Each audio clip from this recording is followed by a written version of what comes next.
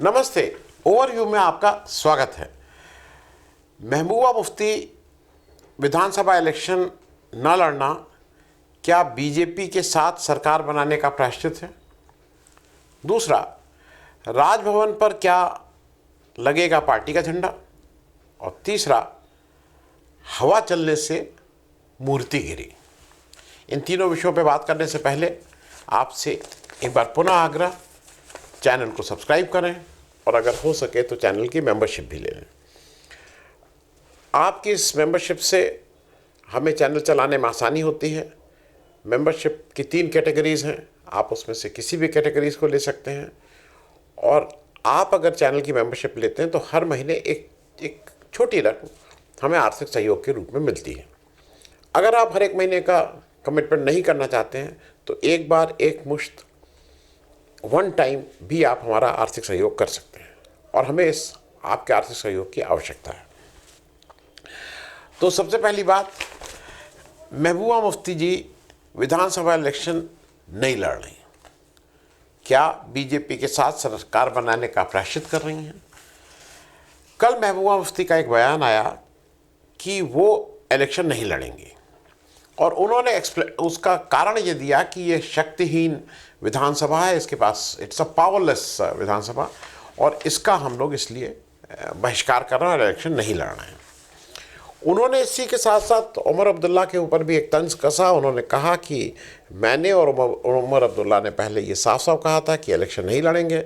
उमर अब्दुल्ला के लिए उन्होंने कहा कि उन्होंने तो ये भी कहा था कि ऐसी विधानसभा, ऐसी सरकार जहाँ के चीफ मिनिस्टर के पास चपरासी को भी ट्रांसफ़र करने का अधिकार ना हो, उसका क्या मतलब है।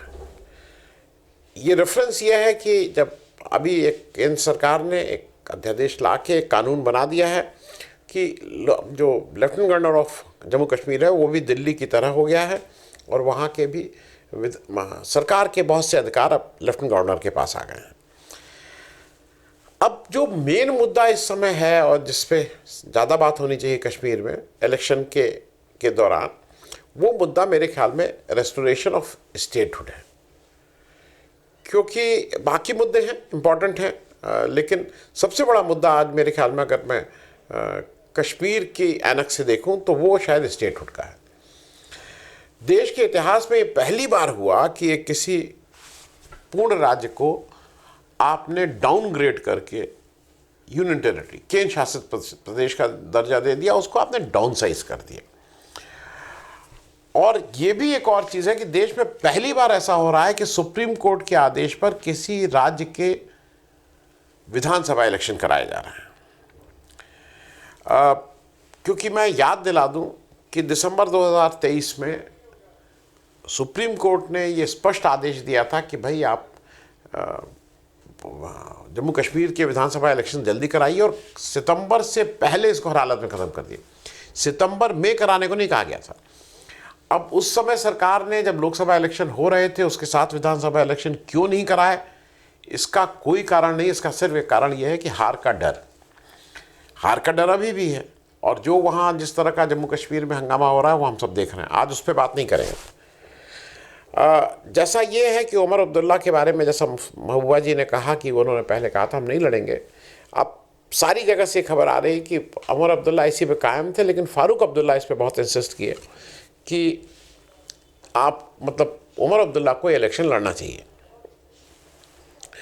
क्योंकि मेन बात यह है कि महबूबा मुफ्ती जी तो नहीं लड़ रही है, लेकिन पीडीपी और नेशनल कॉन्फ्रेंस दोनों लोग इलेक्शन में पार्टिसिपेट कर रहे हैं।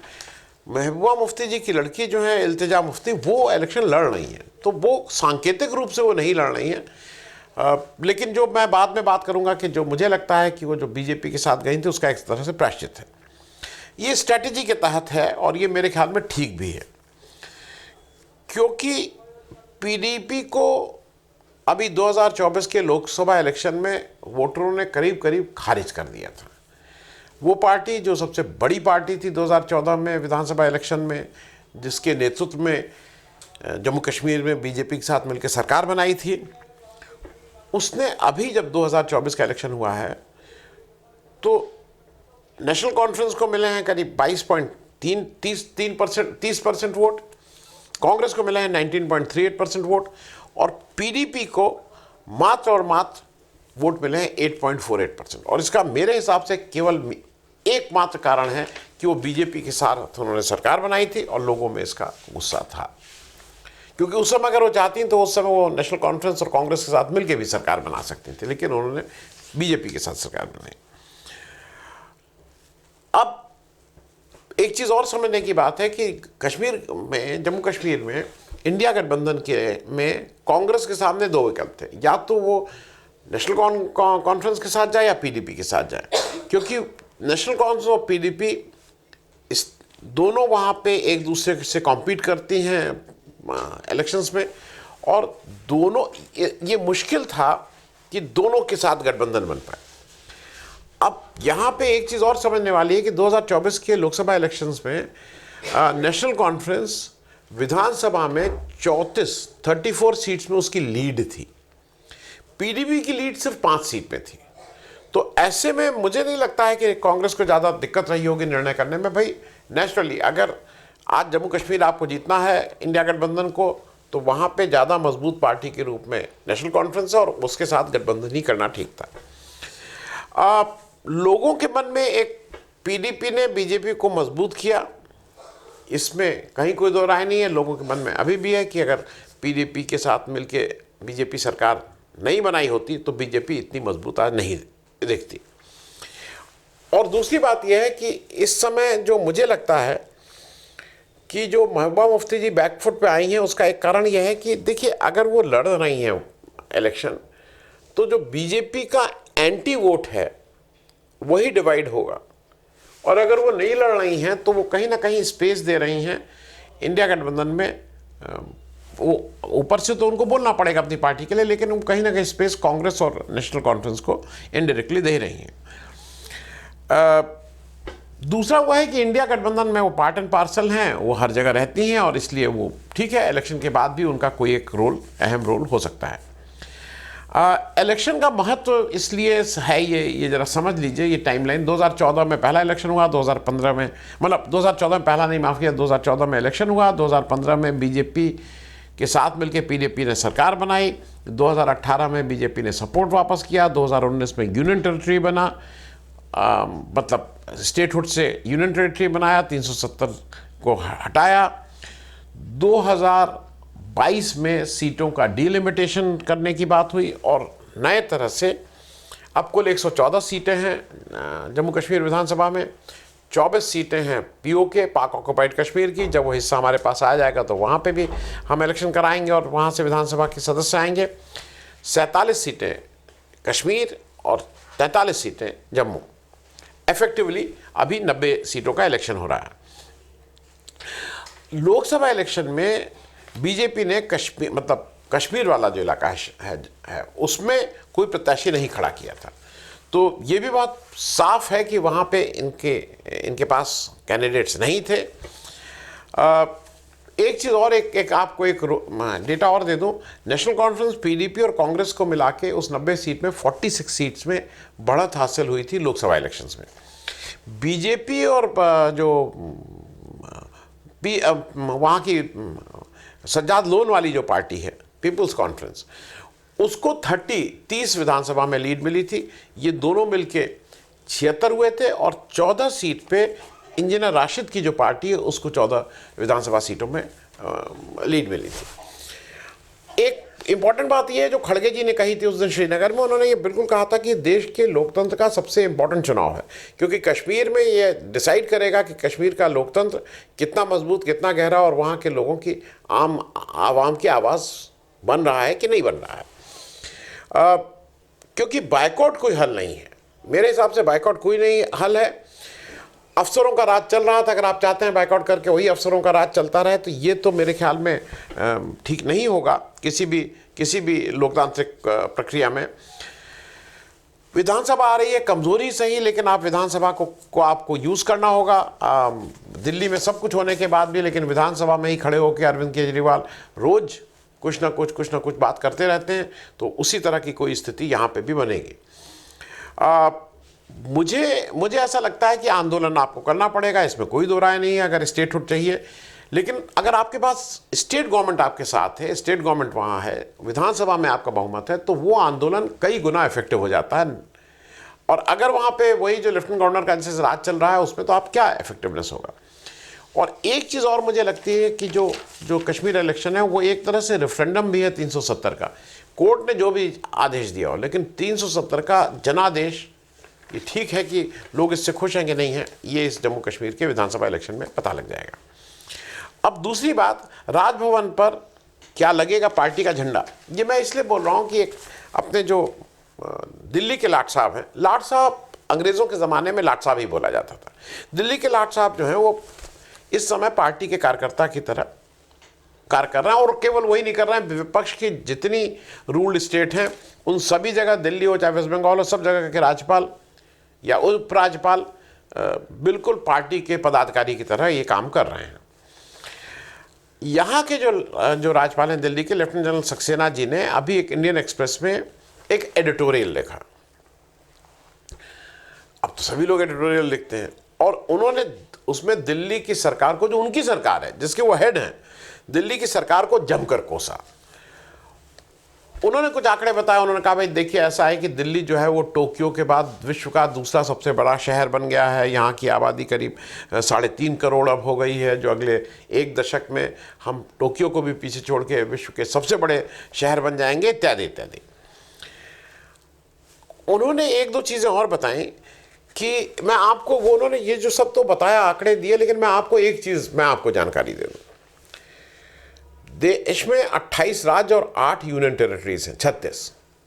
दिल्ली उसमें इन टर्म्स ऑफ पॉपुलेशन के लिहाज से 19वें नंबर पे आता है। वो पॉपुलेशन के लिहाज से चाहे उत्तराखंड हो, चाहे हिमाचल प्रदेश हो, नॉर्थ ईस्ट की 8वां स्टेट, जम्मू कश्मीर, इन सबसे बड़ा राज्य है। अब यहाँ मैं इसलिए कह रहा हूँ कि वहाँ की सरकार के मुकाबले यहाँ जो लेफ्टिनेंट गवर्नर साहब हैं, वो जैसे वहाँ के सब राज्य हैं, वहाँ ये थोड़े होता है। यहाँ पे लेफ्टिनेंट गवर्नर साहब डिसाइड करते हैं कि आम आदमी पार्टी में किससे वो झंडा रोहण कौन करेगा, 15 अगस्त में झंडा कौन फहराएगा, ये लेफ्टिनेंट गवर्नर डिसाइड करते हैं। ये वहाँ की जो चुनी हुई सरकार है, ये उसका प्रोरोगेटिव नहीं है, ये लेफ्टिनेंट गवर्नर साहब का प्रोरोगेटिव है। उन्होंने यहाँ के बारे में बहुत सी बातें कही, बहुत सी कि कहीं कितनी ख़राब ये सरकार चल रही है। उसमें से जो प्रमुख 2-3 बातें थी वो मैं आपके साथ शेयर कर लूँ। उन्होंने कहा कि 40% दिल्ली वासी आज झुग्गी झोपड़ी अनहेल्दी रिहायशों में रहते हैं। और उनका ये भी आरोप था कि दिल्ली के कोलैप्स होने के कारण नोएडा, ग्रेटर नोएडा, गुड़गांव जैसे शहर जो हैं वो ज़्यादा विकसित हो रहे हैं, उसमें लोग ज़्यादा जा रहे हैं और वहीं पे लोग अपने ऑफिसेज भी खोल रहे हैं। दूसरा, उन्होंने कहा कि ये जो दिल्ली का हेल्थ मॉडल है, जो दिल्ली बार बार दिल्ली हेल्थ मॉडल बोला जाता है, ये शैम है, मतलब ये बिल्कुल टोटल फ्रॉड है उनके हिसाब से। तीसरा, उन्होंने कहा कि दुनिया में एयर क्वालिटी के मामले में दिल्ली 3rd वर्स्ट शहर है। और उन्होंने अंत ये किया कि भाई यहाँ के चीफ मिनिस्टर जेल में हैं, जो सिटीजन हैं उनको होस्टेज बना के रखा गया, और आम आदमी का जो वो है वो रोज़ मतलब बहुत बुरी ज़िंदगी जी रहा है, ये उनका कहना था। एक सवाल उठता है कि इतना खस्ता हाल है तो उसका मुखिया कौन है और क्यों है। लोग अगर दुखी हैं, जैसा उनका कहना है कि आम आदमी पार्टी बहुत ख़राब, बहुत रद्दी, बहुत भ्रष्ट सरकार चला रहा है, तो लोग अगर इतने दुखी हैं तो लगातार इलेक्शन में उनको इतनी सीटें कैसे आती हैं। सक्सेना साहब, एक बार आप भी इलेक्शन लड़के देख लीजिए, आप कितने पॉपुलर हैं, वो कितने पॉपुलर हैं, किसी सीट से लड़ जाइए दिल्ली में। तो ये कहना कि वो बिल्कुल भ्रष्ट और ये नहीं हो रहा है, भाई दिल्ली वाले जो आम आदमी पार्टी सरकार है वो अपने काम पे बार बार इलेक्शन लड़ती हुई आई है। इसके जवाब में आम आदमी पार्टी के सौरभ भारद्वाज जो मंत्री हैं दिल्ली सरकार में, उन्होंने भी इंडियन एक्सप्रेस में आज एक लेख लिखा और उन्होंने उसमें लंबा वो किया कि जो राज्यपाल का इतिहास उन्होंने वहाँ से शुरू किया कि जब ये तो ब्रिटिश हुकूमत के एजेंट हुआ करते थे कि सरकार कैसे चले उस तरह के होते थे, कमोबेश आज वो केंद्रीय सरकार के एजेंट के रूप में काम करते हैं। उन्होंने ये भी बताया कि जब संविधान बन रहा था उस समय उसके डिटेल में उन्होंने समझाया कि उस समय चर्चा हो रही थी तो गवर्नर, लेफ्टिनेंट गवर्नर की क्या यूज़ है, क्या यूटिलिटी है। अंत में बहुत चर्चा के बाद जब अंत में डॉक्टर अंबेडकर का हवाला देकर उन्होंने कहा कि अंबेडकर साहब ने कहा था कि ये ऑर्नामेंटल लोग हैं, इनका कोई बहुत और काम नहीं है। उन्होंने आगे ये भी समझाया कि जो लेफ्टिनेंट गवर्नर 1992 में 1992 में जब दिल्ली सरकार बनी तो लेफ्टिनेंट गवर्नर का मुख्य रूप से दो काम थे जो आज भी हैं, जो डायरेक्ट उनका इन्वॉल्वमेंट जहाँ दो कामों में है। एक लॉ एंड ऑर्डर है जो वो दिल्ली पुलिस के थ्रू संभालते हैं, ये डायरेक्ट उनकी रिस्पॉन्सिबिलिटी है, और दूसरा उनका लैंड मैनेजमेंट है वो डीडीए के थ्रू संभालते हैं। ये दो की डायरेक्ट जवाबदेही कार्य पर सारा कुछ लेफ्टिनेंट गवर्नर साहब देखते हैं। दूसरा सौरभ भारद्वाज का कहना यह है कि 2015 की इतनी करारी शिकस्त के बाद बीजेपी उस घाव को भूल ही नहीं पा रही, वो लगातार इनको तंग कर रही सरकार को, सबको दिखता है। मतलब अभी तो एक एक्साइज घोटाला निकाल दिया जिसमें रोज सुप्रीम कोर्ट आदेश दे रहा है कि इसमें कुछ है ही नहीं, तुम क्यों बंद किए हो, किसी डिप्टी चीफ मिनिस्टर संजय, मतलब मंत्री, सबको बंद किए हुए हैं, बंद किए रहेंगे। जब उससे पहले अगर आपको याद हो तो सीबीआई की रेड चीफ मिनिस्टर के ऑफिस में हो रही है, कहीं भी हो रही है, ये तंग करने का काम तो हो ही रहा है। सौरभ भारद्वाज का कहना यह भी है कि पहले लेफ्टिनेंट गवर्नर के पद पर आईएएस, आईपीएस और रिटायर्ड ब्यूरोक्रेट्स होते थे, लेकिन एक व्यक्ति जिसको एलजी बना के अभी सक्सेना साहब को लाया गया, वो केवल एक ही है कि वो बीजेपी के को बहुत पसंद है और कोई उनकी क्वालिटी नहीं है, और केवल केंद्र के इशारे, अब क्या है कि उनका काम यह है कि केवल केंद्र के इशारे पर सरकार के कामकाज में रोड़े डालना, ये उनका फुल टाइम काम है। अब उन्होंने ये बताने की कोशिश की है सौरभ भारद्वाज ने आंकड़ों के थ्रू कि वो जिम्मेदारी में पूरी तरह नाकाम रहे हैं। उन्होंने एक लॉ एंड ऑर्डर की बात कही है कि लॉ एंड ऑर्डर में क्राइम के तमाम पैरामीटर्स में दिल्ली देश की पहले नंबर का राज्य है।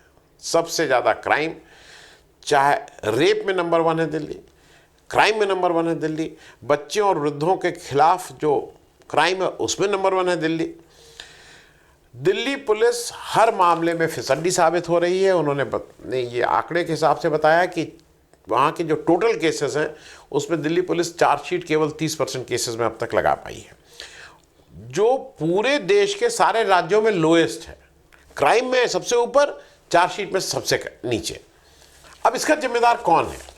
जब दिल्ली पुलिस आपके साथ डायरेक्टली है, आपका काम यह है, तो इसकी जिम्मेदारी से सक्सेना साहब आप कैसे भाग सकते हैं? इसके लिए तो आप ही से पूछा जाएगा ना। दूसरा उन्होंने बताया डीडी के कामकाज पे, सौरभ भारद्वाज ने डिटेल बताया है। उनका कहना है कि 40% लोग अगर अमानवीय जीवन जी रहे हैं, झुग्गी झोपड़ी में जी रहे हैं, तो ये डीडीए का फेल्योर नहीं है। एक अफोर्डेबल हाउसिंग देने का काम तो आपका था, ये पीएम आवास योजना और क्या क्या, ये सब तो आपके काम थे। अगर आप उनको एक बेसिक हाउसिंग जो वो अफोर्ड कर सके नहीं दे पाए हैं, तो ये किसकी विफलता है? आप दूसरा उन्होंने ये भी बताया कि ये ना केवल ये, उन्होंने आंकड़ों के जरिए बताया कि डीडीए के पास इस समय 40,000 से ज़्यादा अनसोल्ड फ्लैट हैं जो बिके नहीं हैं, और उनकी कुल कीमत करीब 18,000 करोड़ है। आप 18,000 करोड़ का रेवेन्यू, मतलब आप ये क्या कर रहे हैं सक्सेना साहब? ये 18,000 करोड़ रुपए अगर बिक के आ जाएंगे तो ये आपकी जिम्मेदारी है। डीडीए क्या कर रहे हैं उसमें? तो आपसे कोई ना पूछे कौन जिम्मेदार है। तो इसके बारे में भी अगर कुछ वो हो और जिम्मेदारी मानी जाए और इसके लिए जिसकी भी गलती है उसको उसके ऊपर कार्रवाई हो। एक हाल का उन्होंने उदाहरण दिया है, जब तक आपसे ये वीडियो रिकॉर्ड कर रहा हूं तब तक वो फैसला नहीं आया था। अभी इन्होंने जनवरी फरवरी में रिज एरिया में, जो दिल्ली का रिज एरिया जहां पे प्रतिबंधित है एक भी पेड़ काटना, अगर एक भी पेड़ काटना है तो सुप्रीम कोर्ट के आदेश के मतलब के अप्रूवल के बाद कटेगा। वहां पे 1100 पेड़ आप डीडीए ने काट दिए और आपके कहने पे। अब उसको घुमा फिरा के कहा जा रहा है, जस्टिस ओका ने उसको बार बार कहा कि 3 बार कंटेम्प्ट की बात हो रही है, 3 या 4 बार आप उससे बच रहे हैं। आज उसका चीफ जस्टिस ने अपनी कोर्ट में ले लिया था, लेकिन आप ये क्या कर रहे हैं पर्यावरण को लेके? और आप फिर पोल्यूशन की बात करते हैं कि वहाँ पोल्यूशन है और फलाना है। पेड़ काटने में सबसे नंबर 1 कौन है? आपकी जिम्मेदारी। अब ये चीज़ बिल्कुल क्लियर होती जा रही है कि विपक्ष की चुनी हुई सरकारों के काम में देरी करना, रोड़े अटकाना, यही काम अब राज्यपाल और उपराज्यपाल का रह गया है।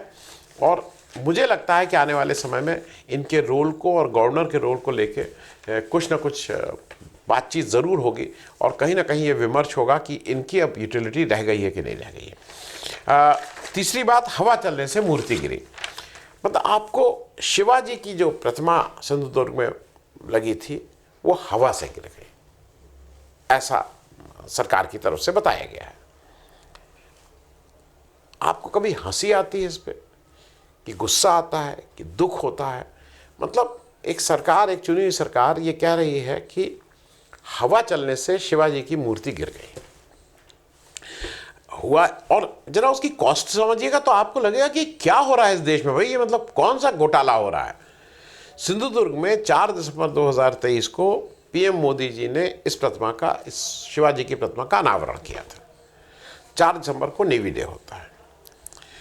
इस प्रतिमा को वो करने का जो जिम्मेदारी सौंपी गई थी वो भारतीय नौसेना को सौंपी गई थी, लेकिन पैसा महाराष्ट्र सरकार ने दिया था। महाराष्ट्र सरकार ने 1 नवंबर 2018 में इस प्रतिमा को बनाने के लिए एक एडमिनिस्ट्रेटिव जो बजट अप्रूवल किया था वो 3,700 करोड़, लेकिन इसमें जो कुल लागत अभी आई है वो करीब 3,600 करोड़ आई है। इसका मतलब 100 करोड़ रुपए पैसा यूज़ नहीं हो पाए। कैसे नहीं यूज़ हो पाई ये भी एक समझने वाली बात है। कुछ मैं इसके जल्दी से आपको एक कंपैरिजन कर दूं। ये जो प्रतिमा है वो 35 फीट ऊंची है, मतलब करीब 10.66 मीटर्स। जो सरदार पटेल जी की प्रतिमा लगी है, स्टैचू ऑफ यूनिटी, वो 182 मीटर्स ऊंची है, वो है 597 फीट की, ये है 35 फीट की। उसको बनाने में लगे थे 2900 करोड़, इसको बनाने में लगे हैं 3600 करोड़। अगर मैंने उसका कैलकुलेशन किया, आपको मैं वो समझ लीजिए, सोना 18 कैरेट का सोना का अगर दाम लें आप, जो करीब 50-52 हज़ार रुपये 10 ग्राम का है, और जो 22 कैरेट है वो करीब 64-65 हज़ार है, या 65-70 हज़ार है। इसका मैंने कैलकुलेशन एक जल्दी से किया। मोटे तौर पे अगर 18 कैरेट का सोना है तो वो 7 टन सोना, और अगर 22 कैरेट का है तो 5 टन सोना आ जाता है। ये सोने की मूर्ति बनेगी। 35 फीट मूर्ति, 7 टन सोना पर्याप्त है, क्योंकि अंदर से तो वो खोखली रहती है, ये मूर्ति भी अंदर से खोखली है, वो तो ऊपर से बनाया जाता है। कितना बड़ा घोटाला है। वो 2 अधिकारियों के ऊपर एफआईआर करके अब जांच शुरू हो गई है। 3,600 करोड़ रुपए का ये वो है। इसको धीरे से कारपेट के नीचे कर दिया जा रहा है, कोई क्वालिटी पे पूछने वाला नहीं है। ये मैं इसलिए कह रहा हूं कि इसमें देवेंद्र फडणवीस का बयान आ रहा है कि इस पे किसी को राजनीति नहीं करनी चाहिए। 3600 रुपए का घोटाला कर रहे हो और राजनीति नहीं करनी चाहिए। मतलब मुझे कभी कभी लगता है बीजेपी किसी को तो छोड़ देती, कोई तो ऐसा होता छोड़ देती। मंदिर बनवा रहे हैं तो मंदिर में ही वो मंदिर की जमीन को लेके घोटाला, कितने उसमें आए कि मंदिर की जमीन लेके वो जो ट्रस्ट के लोग हैं वो इधर से उधर कर रहे हैं।